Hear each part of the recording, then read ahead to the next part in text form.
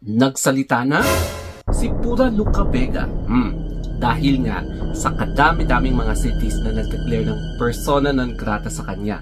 So pakinggan natin yung kanyang response. Sabi ko, simple lang natin ha. Okay, lahat tayo makasalan.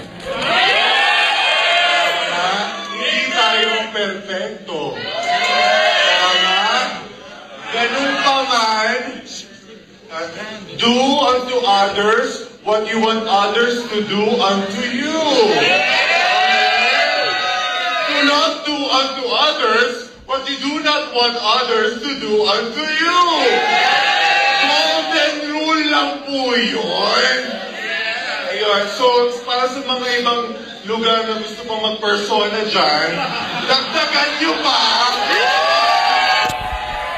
Pakialam po, separation ng church at ng state. After ng kanyang speech, nakita natin na currently nagpe-perform siya during that time, no? Tapos meron siyang inilabas na isang picture na yung picture niya before na nagde-depict ng isang religious figure. Tapos life or the show must go on. Ipinakita niya na hindi siya natitinag. Kumbaga parang unbothered queen ang kanyang peg. Basahin natin kung ano yung sinabi niya sa video. So ito, quote and quote, lahat tayo makasalanan. Hindi tayo perfecto.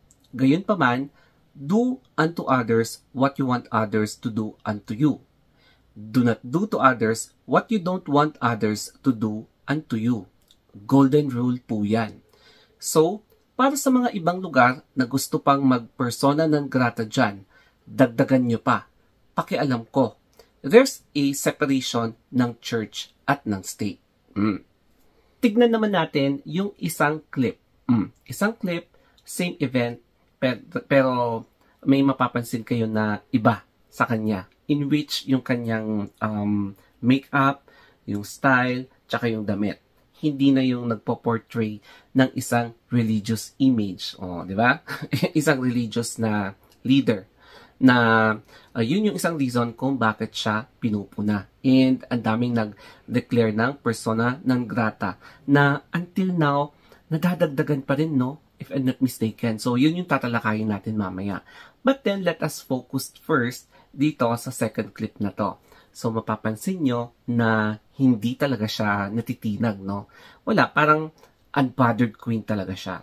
Na despite sa mga ganyang call-out sa kanya for her choice of drug, tuloy pa rin ang buhay para sa kanya. Kasi, syempre, kailangan din niyang kumita. As a person na nagtatrabaho, so ang tustos niya sa kanyang sarili or baka sa kanyang family members, o diba?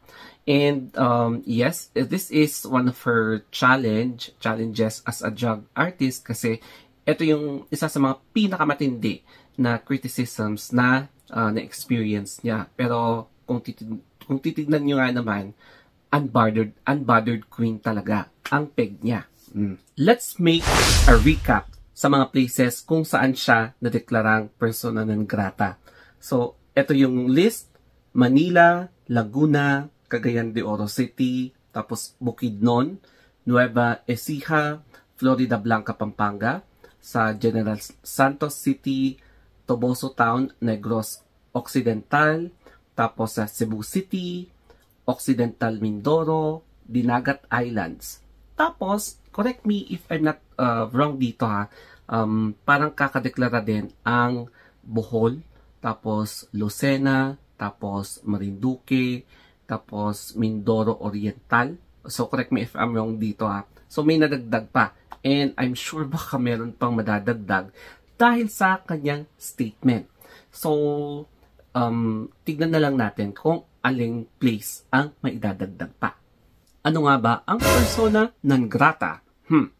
So, persona non grata in the context of Philippine governance parlance refers to individuals or groups or even organizations na declared as unwelcome in a particular locality. Tapos, this designation is merely symbolic and non-binding. and does not legally prohibit a person declared as persona non grata on that locality. Kasi there will be a violation regarding sa right of a person na, alam mo yun, yung basic human rights na pwedeng ma-violate in any case na talagang pipigilan siya pumunta sa isang place. So, even though persona non grata, unwelcome lang siya, pero that doesn't mean na hindi siya pwedeng pumunta sa mga places na yon. Pero as I remember sa isang nagsabi na persona non grata, Kuya Kim, na mag-ingat-ingat lang si Pura Luka sa mga places na na-declare siya as persona non grata, it's because there will be a risk sa kanyang safety kapag pupunta siya doon. Kasi nga, na-declare ng ayaw ng officials sa kanya, and there is a very big chance of hate or, alam mo yun, baka masaktan pa siya doon. Kaya, mag-ingat-ingat siya sa mga pupuntahan niyang places na na-declare siyang persona non grata. Siguro yung reaction ko sa kanyang pagiging unbothered queen, that's her decision, no? Hindi ko alam din yung takbo ng utak niya. But then, siguro yung issue dito is yung safety na, no, sa kanya. Kasi padami na ng padami yung mga places na nade-declare sa kanya ng persona non grata. And medyo risky, lalo na kapag namukhaan siya na pumunta doon sa place na yon, baka yun yung risk, no? Safety risk. Syempre, wala namang makakapagpigil kung ano man yung gusto niyang gawin sa buhay. That's her. And syempre, pagpatuloy lang niya kung ano yung mga crafts niya. But then, isa ito malaking lesson sa kanya, especially sa mga choices of doing your drug, yung mga ganon. Kasi, for sure, hindi niya ito malilimutan, no? Kasi magkakaroon ng malaking impact sa kanya. Sa kanyang career, and sa mga tao na pakikitunguhan na niya in the future. So, but still, let us still give her another chance. Kasi, di ba, lahat naman tayo, no?